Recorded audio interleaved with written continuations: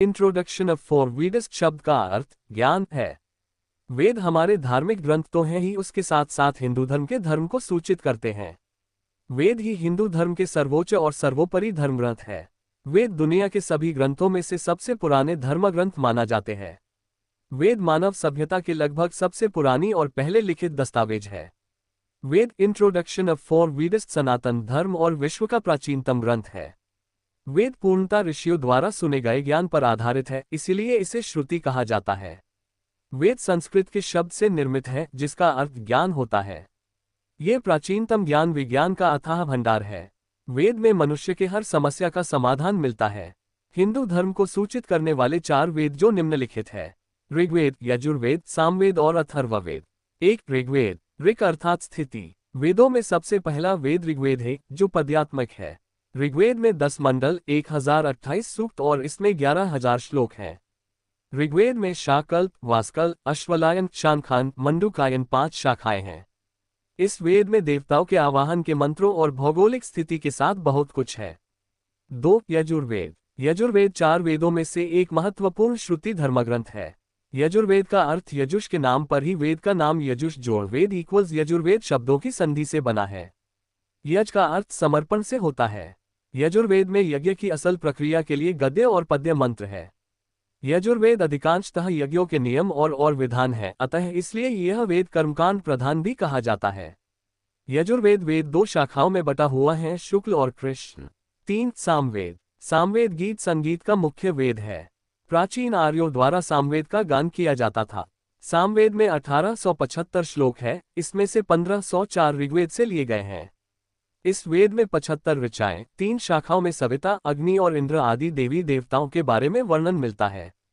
सामवेद चारों वेदों में छोटा है, परंतु ये चारों वेदों का स्वरूप है और चारों वेदों के अंश इसमें शामिल किए गए हैं। 4, अथर्ववेद। सनातन धर्म के पवित्रतम 4 वेदों में से चौथा वेद अथर्ववेद है। महर्षि अंगिरा रचित अथर्ववेद में 20 अध्याय, 730 सूक्त, 5687 श्लोक और 8 खंड है, जिसमें देवताओं की स्तुति के साथ चिकित्सा, आयुर्वेद, रहस्यमयी विद्याओं, विज्ञान आदि मिलते हैं। अथर्ववेद में ब्रह्मा जी की सर्वत्र चर्चा होने कारण इस वेद को ब्रह्मवेद भी कहा जाता है। वेदों के उपवेद: ऋग्वेद का आयुर्वेद, यजुर्वेद का धनुर्वेद, सामवेद का गंधर्ववेद और अथर्ववेद का स्थापत्यवेद, ये चारों वेदों के उपवेद बतलाए गए हैं। वेद के 4 विभाग हैं: ऋग्वेद, यजुर्वेद, सामवेद और अथर्ववेद। ऋग स्थिति, यजु रूपांतरण, साम गतिशील और अथर्व जड़। ऋग को धर्म, यजु को मोक्ष, साम को काम, अथर्व को अर्थ भी कहा जाता है। इन्हीं के आधार पर धर्मशास्त्र, अर्थशास्त्र, कामशास्त्र और मोक्षशास्त्र की रचना हुई है। वेदों का इतिहास: मानव सभ्यता के सबसे पुराने लिखित दस्तावेज वेद को ही माना जाता है।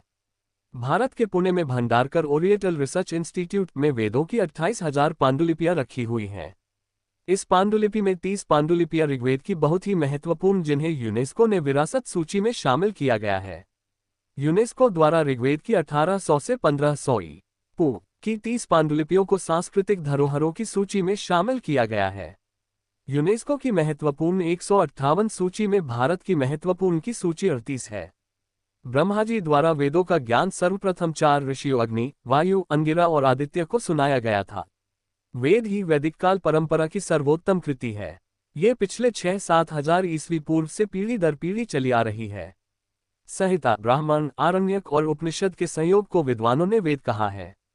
विद्वानों के अनुसार वेदों का रचनाकाल 4500 ई.पू. से माना जाता है। वेद धीरे धीरे रचे गए और पहले 3 वेद संकलित किए गए थे, ऋग्वेद, यजुर्वेद और सामवेद। इसे वेदत्रय भी कहा जाता है।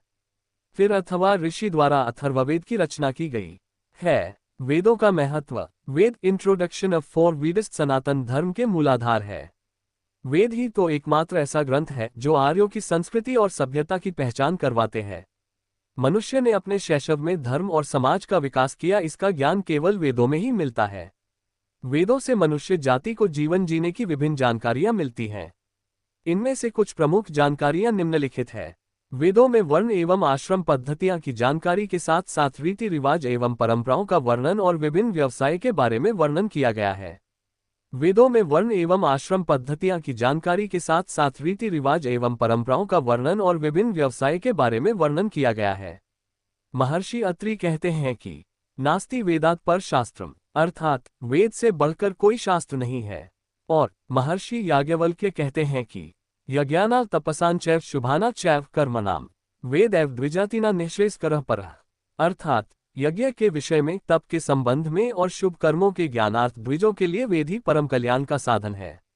प्राचीन काल से वेदों के अध्ययन और व्याख्या की परंपरा भारत में रही है। विद्वानों के अनुसार आर्ष युग में परमपिता ब्रह्मा, जैमिनी ऋषि और आदि ऋषि मुनियों ने शब्द प्रमाण के रूप में वेद को माना है और वेद के आधार पर अपने ग्रंथों का निर्माण भी किया है। जैमिनी ऋषि, पराशर ऋषि, कात्यायन ऋषि, याज्ञवल्क्य ऋषि, व्यास ऋषि आदि को प्राचीन काल के वेद वक्ता कहते हैं।